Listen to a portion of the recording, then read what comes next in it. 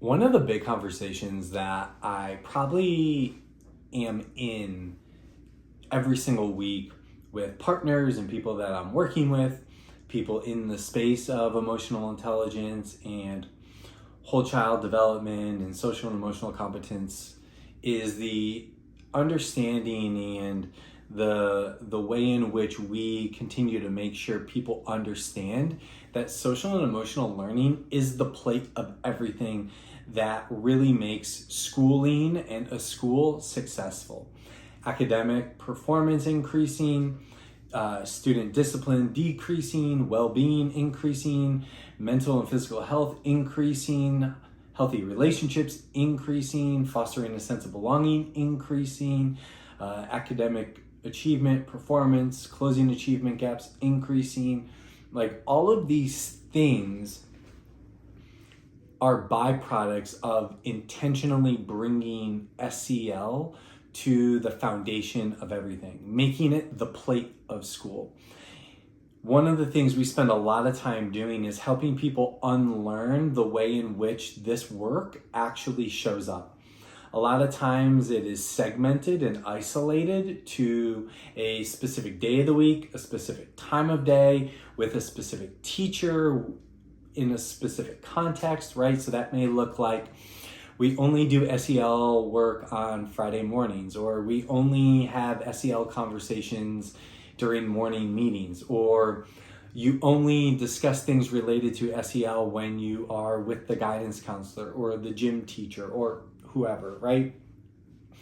And while you can understand the intention behind creating the space to allow it to exist, when we isolate it like that, we really don't show a true understanding and embodiment of what it actually is and how it actually benefits everything that we do in a classroom, from engaging instruction all the way to building relationships in class. And so really helping people unpack that and understand that it has to be integrated in everything that you do.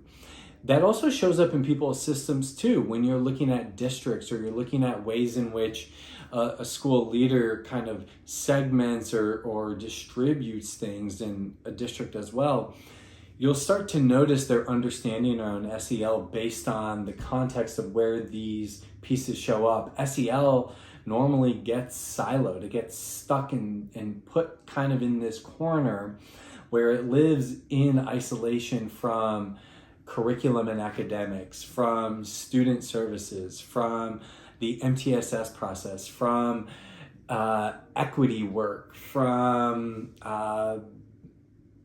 anything that you can think of, things related to ISS and OSS and absenteeism and mental health and all this stuff. You start to notice at a district and school level how things start to get isolated. And I think one of the big things, and I use this a lot, is I talk about this, having this SEL lens.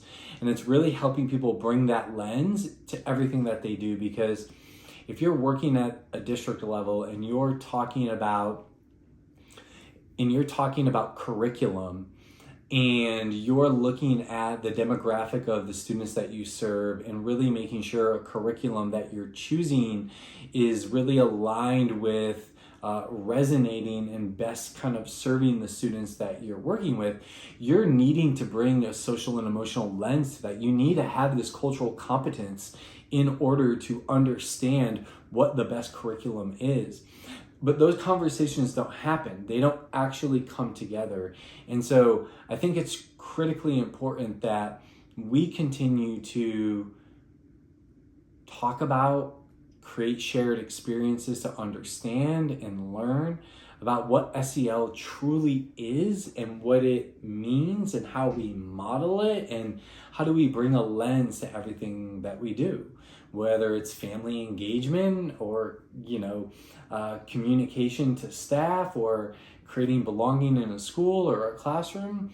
Like, can we bring a social and emotional lens to that? Because when we're able to integrate it into everything, every aspect of what schooling is increases. And so it's really this foundational understanding that it is the plate. It's not a side salad, right? It doesn't live separately. And a lot of people treat SEL work and what it is and how to do it as this side salad that doesn't even exist on the plate, where actually the essence and the core of what it is actually the plate that every other piece falls onto. So I'll keep talking about that. I'm constantly in the work around how do we communicate this, and there's a lot of research and understanding that is true. And so it's just making people aware and continuing to support people on how to integrate those things from a classroom level all the way to how the district kind of structures and functions and operates and communicates, so that there's shared understanding around what this work truly is.